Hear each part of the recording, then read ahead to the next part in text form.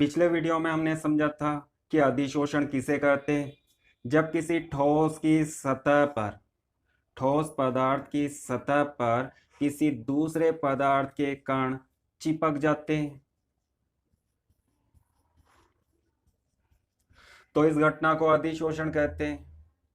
ठोस के स्थान पर हम द्रव का भी उपयोग कर सकते हैं।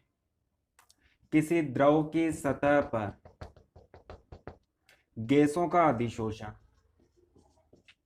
द्रव की सतह पर गैस के कण चिपक जाते हैं। सतह पर होने वाली इस घटना को अधिशोषण कहते हैं। जिस पदार्थ की सतह पर अधिशोषण होता है उसे अधिशोषक कहते हैं, और जो पदार्थ सतह से चिपकता है उसे अधिशोष्य कहते हैं। ये सारी बातें हम समझ चुके हैं। अधिशोषण होता क्यों है? ठोस और द्रव की सतह पर किसी दूसरे पदार्थ के कण चिपकते क्यों हैं? जब अधिशोष्य पदार्थ अधिशोषक की सतह से चिपकता है तो सतह के साथ बंध बनाता है या सतह से आकर्षित होता है। अधिशोष्य और अधिशोषक के बीच में आकर्षण बल कार्य करते हैं। ये बल दुर्बल हो सकते हैं, प्रबल भी हो सकते हैं।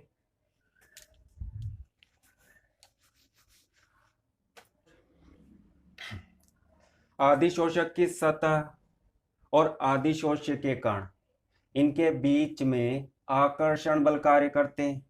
ये आकर्षण बल वान डेर वाल्स बल हो सकते हैं, रासायनिक बंध हो सकते हैं। दोस्तों, बल बोलो या बंध बोलो, दोनों का मतलब समान होता है, दोनों एक ही चीज होती है। वान डेर वाल्स बल दुर्बल होते हैं और रासायनिक बंध प्रबल होते हैं, जैसे सहसंयोजक बंध, आयनिक बंध। जब इन दोनों के बीच वान डेर वाल्स बल होते हैं तो इस अधिशोषण को भौतिक अधिशोषण कहते हैं, और जब दोनों के बीच रासायनिक बंध बनता है तो इस अधिशोषण को रासायनिक अधिशोषण कहते हैं। परंतु एक बात समझ में नहीं आई, यहाँ पर आकर्षण बल लगता क्यों है? तो थोड़ा इसे समझ लेते हैं कि यहाँ पर आकर्षण बल लगता क्यों है।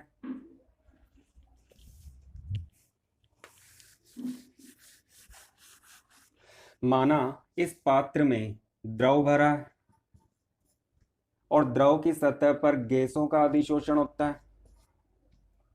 द्रव के स्थान पर हम ठोस की भी बात कर सकते हैं। हमें केवल अधिशोषण का कारण समझना है। ठोस के अंदर उपस्थित कण, इस कण पर सभी दिशाओं में आकर्षण बल कार्य करते हैं। इस कण के ऊपर स्थित कण इसे अपनी ओर आकर्षित करता है, नीचे स्थित कण इसे आकर्षित करता है, इस दिशा में स्थित कण आकर्षित करता है। सभी दिशाओं में स्थित कण इस कण को अपनी ओर आकर्षित करते हैं। इस कण पर पीछे की ओर स्थित कण आकर्षण बल लगाता है, और इस कण पर सामने की ओर, आपकी ओर स्थित कण आकर्षण बल लगाता है। ऊपर की ओर और नीचे की ओर लगने वाले बल एक दूसरे को कैंसिल कर देते हैं। इसी तरह ये दोनों बल एक दूसरे को कैंसिल कर देते हैं। सभी बल एक दूसरे को कैंसिल कर देते हैं। पीछे और आगे की ओर लगने वाले बल एक दूसरे को कैंसिल कर देते हैं। तो इस कण पर लगने वाला परिणामी बल क्या होगा? इस कण पर लगने वाला परिणामी बल 0 होगा। और जब किसी कण पर लगने वाला परिणामी बल 0 होता है तो ऐसे बलों को संतुलित बल कहते हैं। परंतु जब हम सतह पर स्थित कण की बात करते हैं तो इस कण को सतह पर स्थित दूसरे कण अपनी ओर आकर्षित करते हैं, अपनी ओर खींचते हैं। सतह के नीचे स्थित कण इसे अपनी ओर खींचते हैं।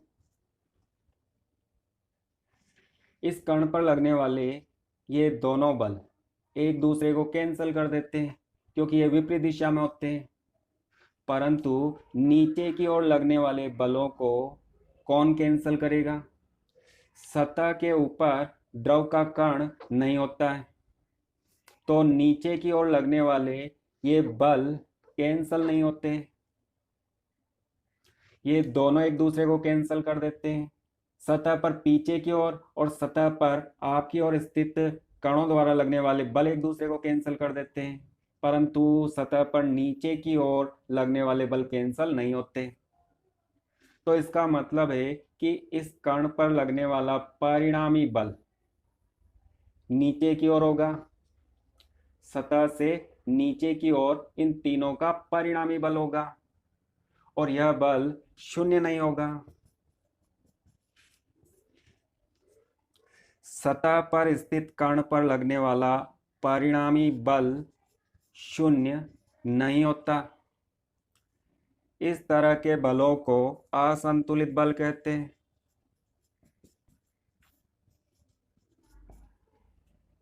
ये शून्य नहीं होते, इनका कुछ ना कुछ मान होता है। सतह पर स्थित सभी कणों पर परिणामी बल नीचे की ओर लगता है, और ये बल सतह को नीचे की ओर खींचने का प्रयास करते हैं, और इन बलों के कारण द्रव की सतह में पृष्ठ तनाव का गुण होता है। परंतु हमें यहाँ पर पृष्ठ तनाव को नहीं समझना है। तो अब आपको समझ में आएगा कि अधिशोषण क्यों होता है। सतह पर स्थित कण असंतुलित बल को संतुलित करने का प्रयास करते हैं। जब द्रव की सतह के समीप गैस के कण आते हैं, तो असंतुलित बलों को संतुलित करने के लिए सतह पर स्थित कण गैस के कण के साथ बंध बनाता है, गैस के कण को आकर्षित करता है, और ऐसा होने पर असंतुलित बल संतुलित हो जाते हैं। मतलब सतह पर स्थित कण पर लगने वाले बलों का परिणामी बल शून्य हो जाता है। तो असंतुलित बल को संतुलित करने के लिए ठोस या द्रव की सतह पर अधिशोषण होता है, और इन दोनों के बीच लगने वाला यह बल आकर्षण बल हो सकता है या रासायनिक बंध भी हो सकता है। इस क्रिया में ऊर्जा निकलती, यह ऊर्जा ऊष्मा ऊर्जा होती है, और इसे हम एंथैल्पी बोलते हैं। इसे डेल्टा एच से प्रदर्शित करते हैं। जब किसी निकाय या तंत्र से ऊष्मा ऊर्जा बाहर निकलती, तो डेल्टा एच का मान ऋणात्मक होता है, नेगेटिव होता है। यहाँ पर ऋणात्मक चिन्ह का मतलब है कि इस तंत्र से ऊष्मा ऊर्जा बाहर निकलती, तो एंथैल्पी में परिवर्तन ऋणात्मक होता है। ऊर्जा को एंथैल्पी बोला जाता है और एच से प्रदर्शित करते हैं, और एंथैल्पी में होने वाले परिवर्तन को डेल्टा एच से प्रदर्शित करते हैं। वह प्रक्रम या वह अभिक्रिया जिसमें ऊर्जा बाहर निकलती, उस प्रक्रम या अभिक्रिया को ऊष्माक्षेपी प्रक्रम कहते हैं या ऊष्माक्षेपी अभिक्रिया कहते हैं। तो अधिशोषण की घटना ऊष्माक्षेपी होती। यहाँ पर ऊर्जा बाहर क्यों निकलती? जब दो कणों के बीच में आकर्षण बल कार्य करता है या कणों के बीच में किसी बंध का निर्माण होता है, तो बंध निर्माण में ऊर्जा बाहर निकलती है। जब गैस के कण द्रव की सतह से चिपकते हैं, तो दोनों के बीच यहाँ पर बंध का निर्माण होता है, और इसी बंध के कारण गैस के कण द्रव की सतह से चिपक जाते हैं। अधिशोष्य और अधिशोषक की सतह के बीच आकर्षण बल या बंध के निर्माण के कारण ऊष्मा ऊर्जा बाहर निकलती है। इसी कारण अधिशोषण ऊष्माक्षेपी प्रक्रम होता है।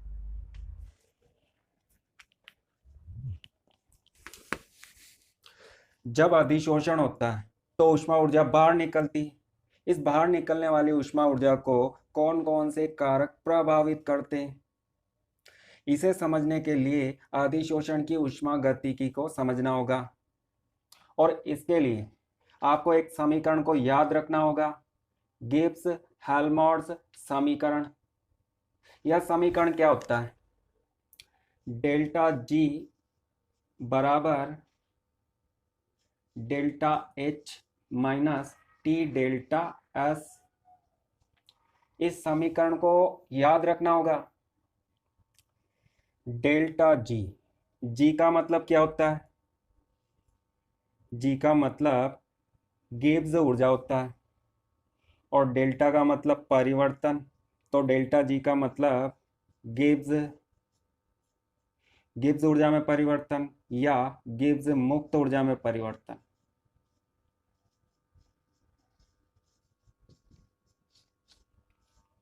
डेल्टा एच का मतलब एंथैल्पी और डेल्टा एच का मतलब एंथैल्पी में परिवर्तन।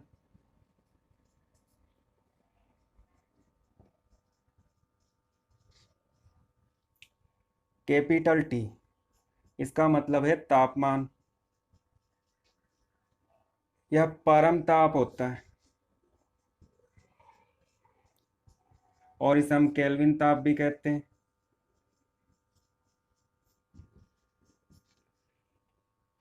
जब तापमान को डिग्री सेल्सियस में लेते हैं तो उसे स्मॉल टी से दर्शाते हैं और जब तापमान को केल्विन में लेते हैं, तापमान का मात्रक केल्विन होता है, तो उसे उस केल्विन ताप को परम ताप कहते हैं। यहाँ पर एस का मतलब क्या होता है?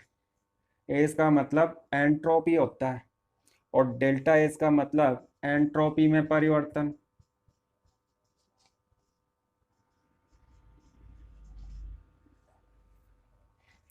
एंथैल्पी और तापमान तो समझ में आता है, परंतु गिब्स ऊर्जा और एंट्रोपी समझ में नहीं आता है। तो ये होते क्या है? चलो इसे समझते हैं। जब डेल्टा जी का मान 0 होता है तो इसका मतलब होता है प्रक्रम साम्यावस्था में। डेल्टा जी का मान ऋणात्मक होता है, नेगेटिव होता है, तो इसका मतलब है प्रक्रम स्वतः होता है, अपने आप होता है। डेल्टा जी का मान धनात्मक है तो इसका मतलब है कि प्रक्रम स्वतः नहीं होता, अस्वतः होता है। हमारे पास एक बड़ा सा बॉक्स है और इस बॉक्स में बीच में दीवार है। बॉक्स के इस भाग में गैस को भर देते हैं, हाइड्रोजन गैस को भर देते हैं। इसमें हाइड्रोजन गैस के अणु उपस्थित हैं और दूसरा भाग खाली। अब हम क्या करते हैं, इस दीवार में एक छेद बनाते हैं। तो अब आप मुझे बताइए कि क्या होने वाला है। गैस के कण छिद्र से होकर इस खाली भाग में जाते हैं। गैस के कण स्वतः इस छिद्र से होकर इस खाली भाग में जाने लगते हैं। इसे हम स्वतः प्रक्रम बोलते हैं। यह अपने आप होता है। एक बार किसी प्रक्रम को हम शुरू करते हैं और शुरू करने के बाद वह प्रक्रम स्वतः होता रहता है, अपने आप होता रहता है, तो इसे हम स्वतः प्रक्रम कहते हैं। और स्वतः प्रक्रम के लिए डेल्टा जी का मान ऋणात्मक होता है। जब किसी प्रक्रम के लिए डेल्टा जी का मान कैलकुलेट करते हैं और मान ऋणात्मक आता है तो इसका मतलब है कि वह प्रक्रम अपने आप होता है, स्वतः होता है। हमने केवल प्रक्रम को शुरू किया, दीवार में एक छेद किया और उसके बाद प्रक्रम स्वतः प्रारंभ हो गया। इस भाग में गैस की सांद्रता अधिक है और इस भाग में गैस की सांद्रता कम है। गैस अपनी अधिक सांद्रता वाले स्थान से कम सांद्रता वाले स्थान की ओर स्वतः चली जाती है। इस गैस पर हमें बाहर से कोई बल लगाने की आवश्यकता नहीं है। यह प्रक्रम स्वतः होता है, अपने आप होता है। जैसे अगरबत्ती को जलाते हैं तो उसका धुआं पूरे कमरे में स्वतः चला जाता है। हमने अगरबत्ती को जलाया, मतलब हमने प्रक्रम को शुरू किया, परंतु जब एक बार धुआं निकलना प्रारंभ हो जाता है तो वह धुआं स्वतः पूरे कमरे में फैल जाता है। जब गैस के कण अपनी अधिक सांद्रता से कम सांद्रता की ओर जाते हैं और इन दोनों भागों में गैस की सांद्रता बराबर हो जाती है, तो इसे हम क्या बोलते हैं? इसे हम बोलते हैं कि प्रक्रम संतुलित हो गया। इस संतुलित अवस्था को साम्य अवस्था बोलते हैं। साम्य अवस्था पर इस प्रक्रम के डेल्टा जी का मान कैलकुलेट करते हैं तो 0 आता है। डेल्टा जी का मान 0 आने का मतलब है कि प्रक्रम साम्य अवस्था में, संतुलित अवस्था में। अस्वतः प्रक्रम का क्या मतलब है? अगर आप चाहते हो कि गैस के सभी कण इस भाग में आ जाएं, तो ऐसा स्वतः नहीं होगा। इन कणों को इस भाग में लाने के लिए बाहर से बल लगाना होगा। ये कण स्वतः अपने आप इस भाग में नहीं आएंगे। इनको धक्का देकर या इन पर बल लगाकर गैस के इन कणों को इस भाग में ला सकते हैं, परंतु ये अपने आप नहीं आते। तो वह प्रक्रम जो स्वतः नहीं होता, अपने आप नहीं होता, उसे हम अस्वतः प्रक्रम कहते हैं। स्वतः प्रक्रम अपने आप होता है, इस पर बाहर से किसी बल को लगाने की आवश्यकता नहीं है। अस्वतः प्रक्रम अपने आप नहीं होता, इसे करने के लिए बाहर से बल लगाने की आवश्यकता होती। और साम्य अवस्था का मतलब है कि प्रक्रम संतुलित अवस्था में होता है। जब हम किसी प्रक्रम के लिए डेल्टा जी का मान ज्ञात करते हैं और यह मान 0 आता है तो वह प्रक्रम साम्य अवस्था में होता है। डेल्टा जी का मान ऋणात्मक प्राप्त होता है तो वह प्रक्रम स्वतः होता है, और डेल्टा जी का मान धनात्मक प्राप्त होता है तो इसका मतलब है कि वह प्रक्रम अस्वतः होता है। एंट्रोपी का मतलब क्या होता है? एंट्रोपी का मतलब अव्यवस्था होता है।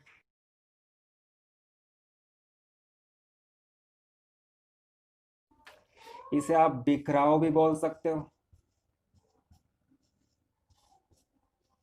इसे आप इस उदाहरण से समझ सकते हो।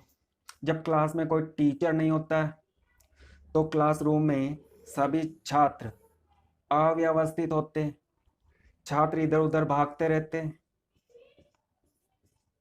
धमाल करते रहते हैं।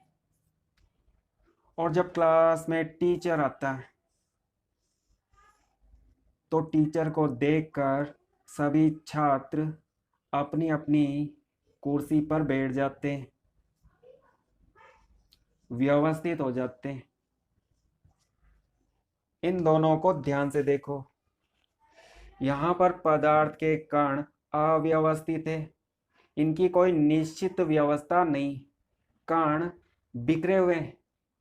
और यहाँ पर पदार्थ के सभी कण व्यवस्थित हैं, यहाँ पर कोई बिखराव नहीं है, कोई अव्यवस्था नहीं है। अव्यवस्था को या बिखराव को एंट्रोपी कहते हैं। तो जब टीचर अनुपस्थित होता है तो छात्रों की एंट्रोपी अधिक होती है, और जब टीचर आता है तो छात्रों की एंट्रोपी कम हो जाती है। सभी छात्र व्यवस्थित अपनी सीट पर बैठ जाते हैं। जब आपके आसपास मेला लगता है और मेले में बहुत अधिक लोग आते हैं तो मेला अव्यवस्थित हो जाता है, मतलब मेले की एंट्रोपी ज़्यादा होती है। चलो हम गैस की बात करते हैं। गैस के कण दूर दूर होते हैं, गैस के कणों के बीच की दूरी अधिक होती है और ये कण इधर उधर भागते रहते हैं, आपस में टकराते भी रहते हैं। अब हम बात करते हैं द्रव की। द्रव में क्या होता है? द्रव के कण एक दूसरे के समीप होते हैं, कणों के बीच की दूरी कम होती है। गैस की तुलना में द्रव के कणों के बीच की दूरी कम होती है। यहां भी कण गति करते हैं, इधर उधर भागते रहते हैं। अब हम बात करते हैं ठोस की।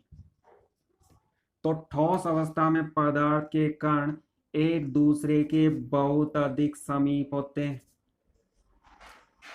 आपने पढ़ा होगा पहला चैप्टर ठोस अवस्था, जिसमें बताया गया है कि ठोस अवस्था में पदार्थ के कण एक दूसरे के बहुत अधिक समीप होते हैं। कणों के बीच में रिक्त स्थान बहुत कम होता है, जिसे हम निविड़ संकुलन कहते हैं।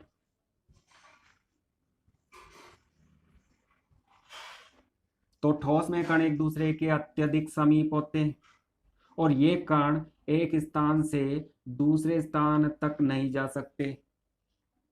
कणों की स्थिति निश्चित होती है।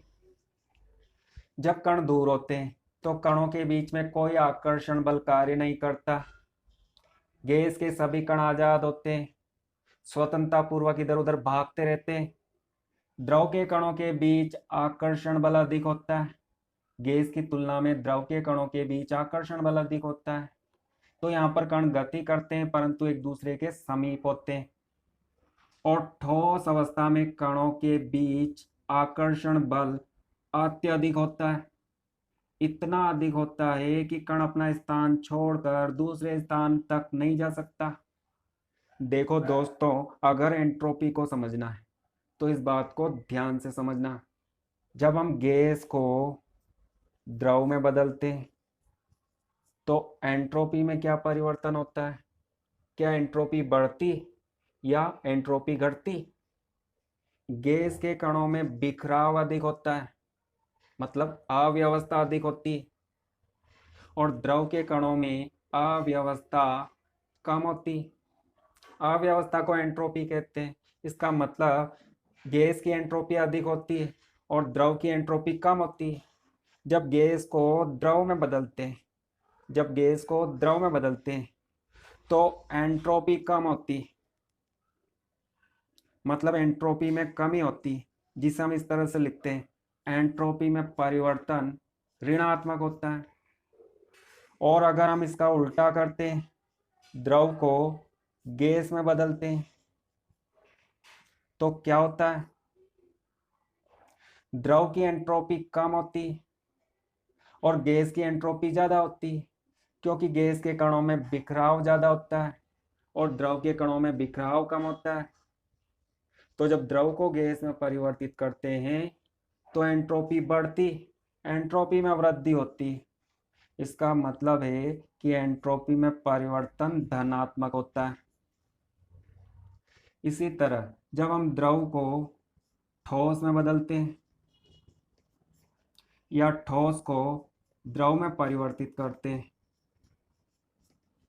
क्योंकि ठोस में सभी कण व्यवस्थित होते हैं, कणों में कोई गति नहीं होती, कण एक दूसरे के समीप होते हैं, तो ठोस में अव्यवस्था बहुत कम होती, सभी कण व्यवस्थित होते हैं। और द्रव की तुलना ठोस से करते हैं, कण दूर दूर होते हैं, कणों में बिखराव होता है।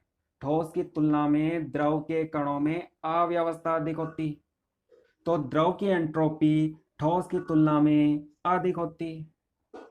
इसकी एंट्रोपी अधिक है, इसकी एंट्रोपी कम है, द्रव को ठोस में बदलते हैं तो एंट्रोपी में कमी होती है, तो डेल्टा इसका मान ऋणात्मक होता है। और जब ठोस को द्रव में बदलते हैं तो एंट्रोपी बढ़ती, मतलब डेल्टा इसका मान धनात्मक होता है। गैस की एंट्रोपी द्रव से अधिक होती है, द्रव की एंट्रोपी ठोस से अधिक होती है, और एंट्रोपी का मतलब अव्यवस्था या बिखराव होता है। गैस के कणों में अधिक अव्यवस्था होती और ठोस अवस्था में सभी कण व्यवस्थित होते हैं, तो यहाँ पर अव्यवस्था बहुत ही कम होती। ठोस की एंट्रोपी कम और गैस की एंट्रोपी सबसे अधिक होती। और जब एक अवस्था को दूसरी अवस्था में परिवर्तित करते हैं, जैसे गैस को द्रव में परिवर्तित करते हैं, तो एंट्रोपी में कमी होती है। इसे हम ऋणात्मक चिन्ह से प्रदर्शित करते हैं। इसका उल्टा करते हैं, द्रव को गैस में परिवर्तित करते हैं, तो एंट्रोपी बढ़ती है। इसे हम धनात्मक चिन्ह से प्रदर्शित करते हैं। अगर आपने एंट्रोपी में परिवर्तन को समझ लिया तो अधिशोषण की ऊष्मा गति की इस टॉपिक को समझना बहुत ही आसान होगा। दोस्तों, आपका ध्यान भटकने मत देना, क्योंकि अब मैं बताने वाला हूं कि अधिशोषण में एंट्रोपी में परिवर्तन कैसे होता है। हमारे पास एक ठोस अधिशोषक है और इसकी सतह पर गैस का अधिशोषण होता है। अभी दोनों अलग अलग है। गैस के कण दूर दूर होते हैं। गैस के कणों में अव्यवस्था होती है, मतलब गैस की एंट्रोपी अधिक होती है। ये कण इधर उधर भागते रहते हैं। जब गैस के कण ठोस अधिशोषक की सतह के समीप आते हैं तो ये कण सतह से चिपकना प्रारंभ हो जाते हैं।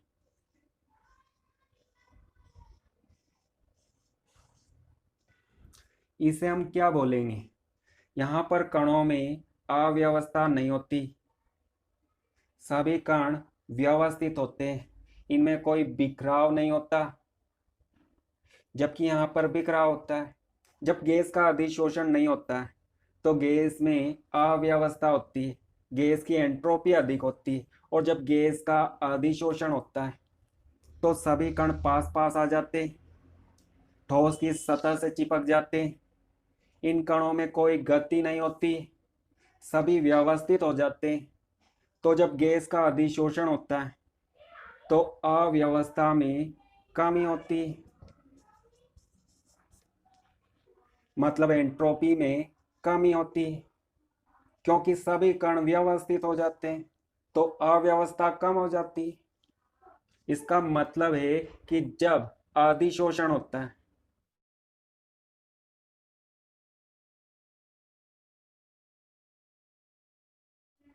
डेल्टा एस का मान नेगेटिव होता है। बहुत ही सीधी और सरल बात है, यहाँ पर बिखराव ज्यादा है और यहाँ पर बिखराव कम है। बिखराव कम होना मतलब एंट्रोपी में कमी, तो डेल्टा एस ऋणात्मक होता है।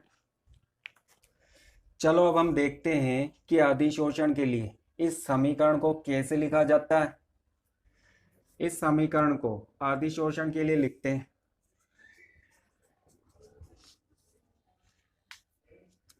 Delta G.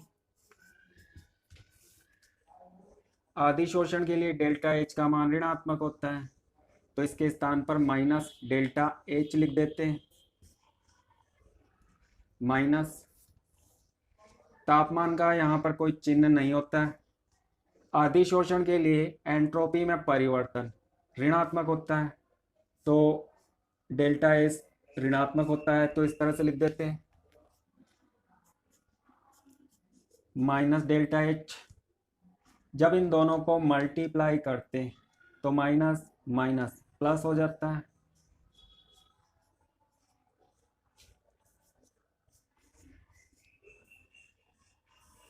अधिशोषण के लिए गिब्स हेल्महोल्ट्ज समीकरण को इस तरह से लिखते हैं। जब डेल्टा जी का मान ऋणात्मक होगा तो प्रक्रम स्वतः होगा, और अधिशोषण स्वतः होने वाला प्रक्रम है, अपने आप होता है।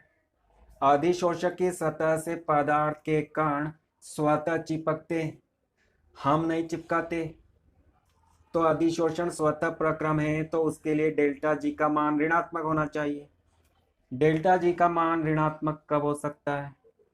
तो यहाँ पर अलग अलग केस बनते हैं। पहला केस देखते हैं, जब डेल्टा एच और टी डेल्टा एस इन दोनों के मान बराबर होते हैं। माना डेल्टा एच का मान 3 है। तापमान और एंट्रोपी में परिवर्तन का गुणनफल, इसका मान भी 3 है। तो इन मानों को यहां पर रखते हैं। डेल्टा एच के स्थान पर 3 लिखते हैं -3। टी डेल्टा एच के स्थान पर 3 लिखते हैं, +3। तो डेल्टा जी का मान क्या प्राप्त होता है? 0। डेल्टा जी का मान 0, इसका मतलब है कि प्रक्रम साम्यावस्था में।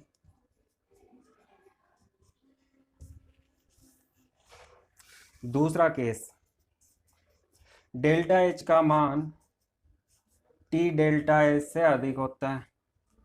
इसका मान 10 मान लेते हैं, इसका मान कम है तो इसका मान 6 मान लेते हैं, और इन मानों को इस समीकरण में रखते हैं।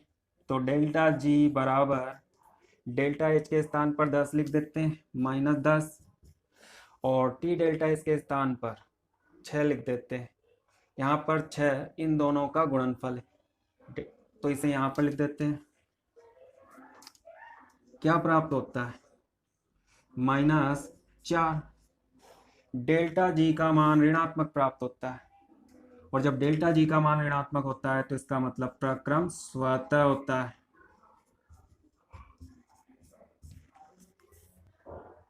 अधिशोषण स्वतः होता है। जब अधिशोषण प्रारंभ होता है तो प्रारंभ में डेल्टा एच का मान अधिक होता है, मतलब अधिशोषक की सतह से अधिक मात्रा में ऊर्जा निकलती, तो डेल्टा एच का मान अधिक होता है। इस कारण प्रारंभ में अधिशोषण तीव्र गति से होता है। अगर ऐसा होता है, डेल्टा एच का मान टी डेल्टा एच से कम होता है, इसका मान मान लेते हैं, इसका मान 6 और इसका मान 10 है, तो डेल्टा जी क्या प्राप्त होगा? इसके स्थान पर 6 लिख देते हैं और इसके स्थान पर 10 लिख देते हैं, तो डेल्टा जी का मान +4 होगा। इसका मतलब है कि डेल्टा जी धनात्मक होगा, तो प्रक्रम अस्वतः होगा, मतलब प्रक्रम अपने आप नहीं होगा। तो अधिशोषण के लिए शर्त क्या होनी चाहिए? डेल्टा एच का मान टी डेल्टा एच से अधिक होना चाहिए, क्योंकि इस स्थिति में डेल्टा जी ऋणात्मक प्राप्त होता है, प्रक्रम स्वतः होता है, अपने आप होता है, और अधिशोषण भी स्वतः प्रक्रम है, तो अधिशोषण के लिए डेल्टा एच का मान टी डेल्टा एच से अधिक होना चाहिए। दोस्तों, प्रारंभ में क्या होता है? अधिशोषक की सतह पर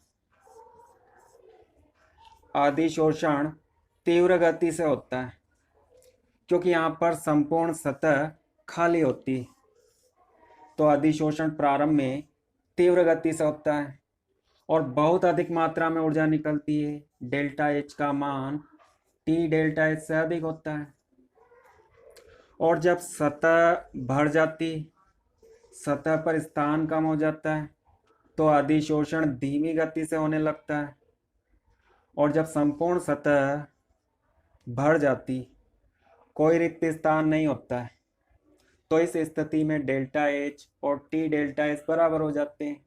ऐसा होने पर डेल्टा जी का मान 0 प्राप्त होता है, मतलब यह प्रक्रम साम्यावस्था में चला जाता है। आपने 11वीं क्लास में रासायनिक अभिक्रियाओं में साम्यावस्था को समझा था। अभिकारक उत्पाद बनाते, उत्पाद अभिकारक बनाता है। उत्क्रमणीय अभिक्रिया, उत्क्रमणीय अभिक्रिया में अग्र अभिक्रिया का वेग, पार्श्व अभिक्रिया का वेग जब दोनों बराबर हो जाते हैं तो इस अवस्था को अभिक्रिया की साम्यावस्था कहते हैं। साम्यावस्था में अभिक्रिया रुकती नहीं है, परंतु रुकी हुई प्रतीत होती। अभिकारक का जितना भाग उत्पाद बनाता है, उत्पाद का उतना ही भाग अभिकारक में बदल जाता है, तो इन दोनों की सांद्रता में कोई परिवर्तन नहीं होता। अभिकारक और उत्पाद की सांद्रताएं स्थिर हो जाती है जब अभिक्रिया साम्यावस्था में होती है, और यहाँ पर भी ऐसा ही होता है। साम्यावस्था में सतह पर अधिशोषण की मात्रा स्थिर हो जाती, यह मात्रा ना तो बढ़ती और ना घटती। सतह से चिपकना अधिशोषण, और सतह से कणों का अलग होना विशोषण, साम्यावस्था में अधिशोषण और विशोषण की दर बराबर हो जाती। जितने कण सतह से चिपकते हैं उतने ही कण सतह से अलग हो जाते हैं। दो कण चिपकते हैं तो दो कण अलग हो जाते हैं, फिर दो कण चिपकते हैं तो फिर दो कण अलग हो जाते हैं। मतलब सतह पर अधिशोष्य पदार्थ की मात्रा स्थिर हो जाती, उस मात्रा में न तो कमी होती है और न वृद्धि होती है। अधिशोषण एक स्वतः प्रक्रम है, अपने आप होता है। तो अधिशोषण के लिए डेल्टा जी का मान ऋणात्मक होना चाहिए। अधिशोषण में ऊर्जा निकलती है, अधिशोषण ऊष्माक्षेपी प्रक्रम होता है, इसमें ऊर्जा निकलती है जिससे अधिशोषक की सतह या पृष्ठ की ऊर्जा कम हो जाती है। अतः डेल्टा एच का मान ऋणात्मक होगा। अधिशोषण में एंट्रोपी कम होती है, अतः एंट्रोपी में परिवर्तन ऋणात्मक होगा। डेल्टा एच का मान टी डेल्टा एच से अधिक होना चाहिए जिससे डेल्टा जी ऋणात्मक होगा, और डेल्टा जी ऋणात्मक होगा तो प्रक्रम स्वतः होगा। और अधिशोषण स्वतः प्रक्रम है, अपने आप होता है, और उसके लिए डेल्टा जी का मान ऋणात्मक होता है।